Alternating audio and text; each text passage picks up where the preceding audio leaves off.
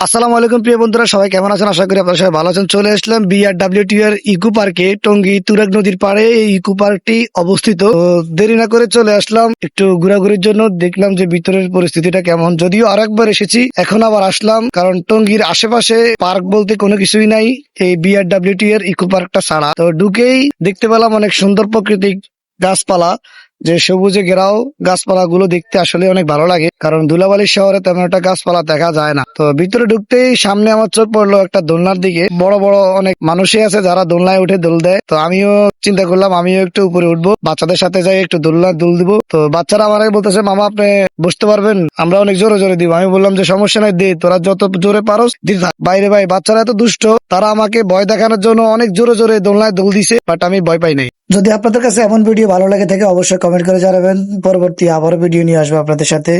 তো আপনাদের আশা করি ভালো লাগবে, অবশ্যই যাবেন, দেখবেন কেমন লাগে।